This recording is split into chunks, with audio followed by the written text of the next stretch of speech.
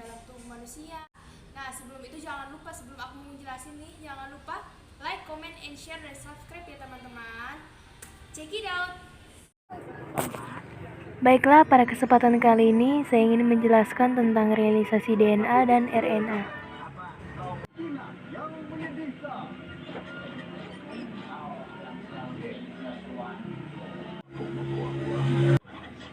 Selanjutnya, DNA deoksiribonukleat asid dan RNA ribonukleat asid. Next, selanjutnya DNA. DNA adalah suatu asam nukleat yang menyimpan segala sesuatu informasi biologis yang unik dari setiap makhluk hidup dan beberapa virus. Selanjutnya, fungsi biologis DNA ialah 1. Replikasi, autokatalisis, transkripsi, heterokatalisis. Enzim yang diperlukan saat replikasi DNA ialah helikase, polimerase, dan ligase. Selanjutnya, DNA berfungsi sebagai pembawa informasi genetika. Sifat pada materi DNA yang unik membuat peneliti tertarik untuk lebih lanjut lagi mempelajari tentang DNA. Hasilnya, DNA dapat digunakan untuk membantu mengidentifikasi pada sebuah kasus pembunuhan hingga kasus kematian seseorang yang tidak diketahui identitasnya. Selanjutnya,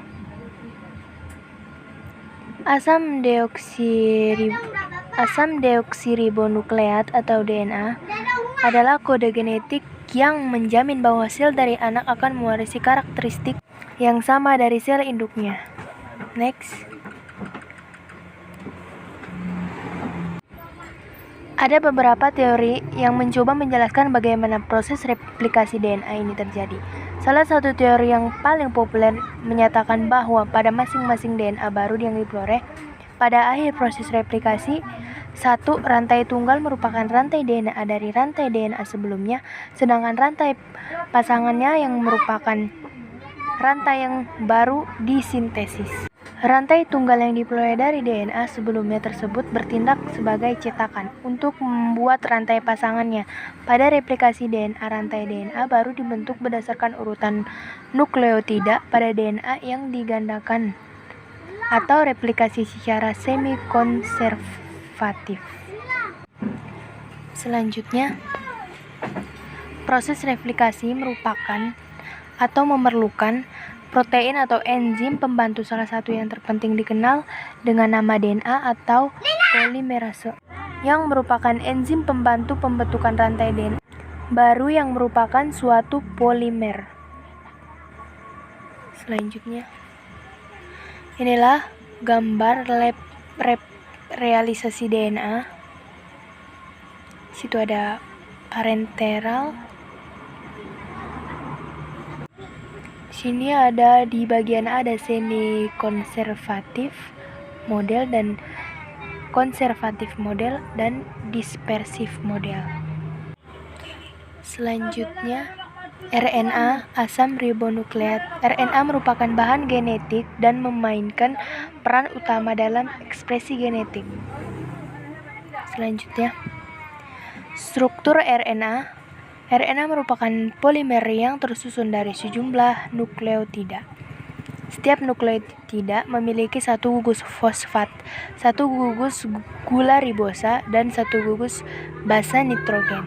Selanjutnya, pada sekelompok virus, misalnya bakteriofag, RNA merupakan bahan genetik dan ia berfungsi sebagai penyimpan informasi genetik sebagaimana DNA pada organisme kehidupan lain. Ketika virus ini menyerang sel hidup, RNA yang dibawanya masuk ke sitoplasma sel korban, yang kemudian ditranslasi oleh sel inang untuk menghasilkan virus-virus baru. Namun, demikian peran penting RNA terletak pada fungsinya sebagai perantara antara DNA protein dalam proses ekspresi genetik, karena ini berlaku untuk semua organisme hidup. Dalam peran ini, RNA diproduksi sebagai salinan kode urutan basa nitrogen DNA dalam proses transkripsi.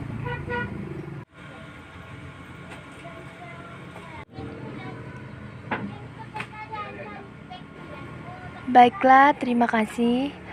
Cukup sekian penjelasannya, kurang lebihnya mohon maaf. Terima kasih.